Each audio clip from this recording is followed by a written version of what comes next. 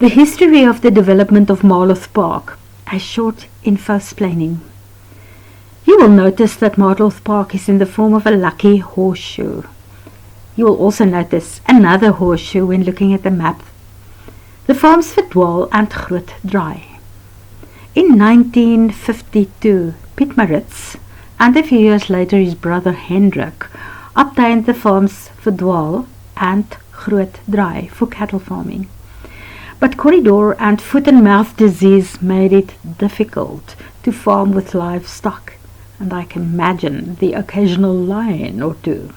So they changed to vegetable farming, much to the delight of the hippos, primates, antelope and warthog that visited oh so often.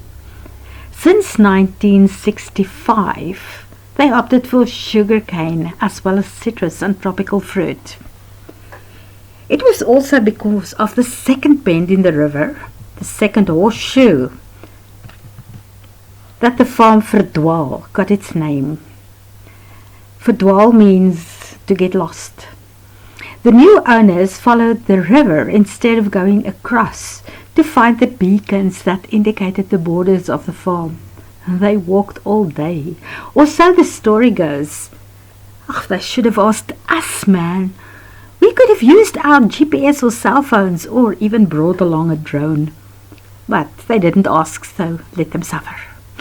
So how did it become possible for ordinary people like us to start living in paradise? It was popular demand. But at first it was not for wildlife or being too close to our precious heritage site, the Kruger National Park. Piet Norkie of the farm Onik made stands available for people traveling to Mozambique to overnight or camp, as it was close to the border post.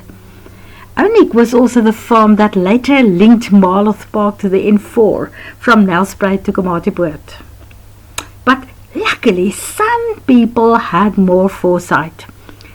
Tucker's Land and Development Corporation purchased 6 farms before and until 1970. And what did they do with it? They founded the Crocodile River Township and Nature Reserve.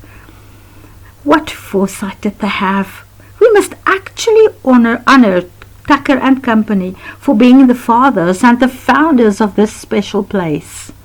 The farms that they initially bought were, of course, Onik, Sekogat, the bottomless hole, Kayabolt, where you build your house, Bergrest, mountain rest, Buffelsdraai, Buffalo Corner, and Marula. In the end, Marula was not part of the final Marloth Park. I must just say, I translated the names. It's not the original names was Onik, Sekogat, Kayabolt, Bergrest, Buffelsdraai, and Marula.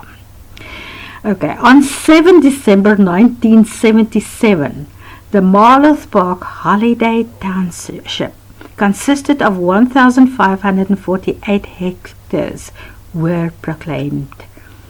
Only 55% of the area was to be divided into approximately 4,000 to 5,000 stands.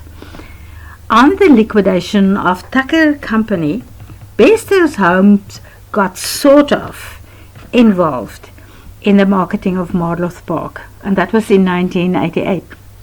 Bester Homes bought property in Midrand, and then they found that some land on the Crocodile was included in the deal.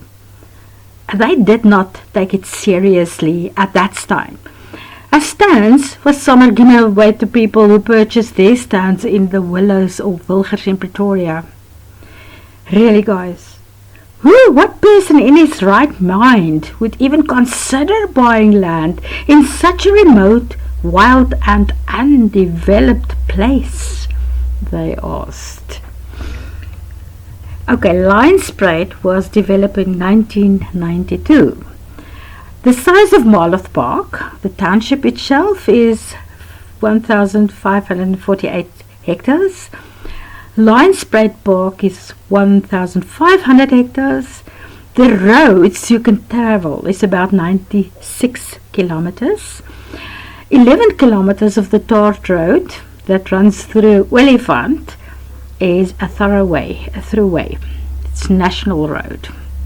So there you have it. Consider yourself very lucky to own land in Marloth Park.